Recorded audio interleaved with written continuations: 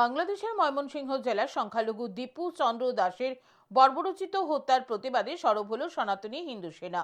শনিবার সনাতনী হিন্দু সেনার পক্ষ থেকে আগরতলাস্থিত বাংলাদেশ সহকারী হাইকমিশন অফিসের সামনে বিক্ষোভ প্রদর্শন করা হয়। উল্লেখ্য, বাংলাদেশের সংখ্যালঘুদের হত্যা ও ভারত বিরোধী উস্কানিমূলক বক্তব্যের প্রতিবাদে শুক্রবারও বাংলাদেশ সহকারী হাইকমিশনের অফিসের সামনে বিক্ষোভ প্রদর্শন করেছিল youth Tipra federation. Youth Tipra ফেডারেশনের পর শনিবার বিক্ষোভ প্রদর্শন করে সনাতনী হিন্দু সেনা। সনাতনী হিন্দু সেনার এক নেতৃত্ব জানান, বাংলাদেশে ধারাবাহিকভাবে সংখ্যালঘুদের উপর অত্যাচার করা হচ্ছে। সম্প্রতি এক সংখ্যালঘু নাগরিককে বাংলাদেশে হত্যা করে আগুন দিয়ে পুড়িয়ে দেওয়া হয়েছে।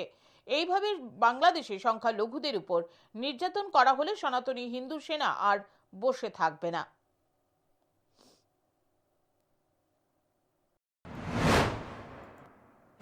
বাংলাদেশে আমাদের হিন্দু ভাইদের প্রচুর অত্যাচার করা, হিন্দুদের উপর মারধর এবং গত পরশুদিন এক হিন্দু ভাইকে জ্যান্ত মেরে পুড়িয়ে জ্বালিয়ে দেওয়া হয়েছে।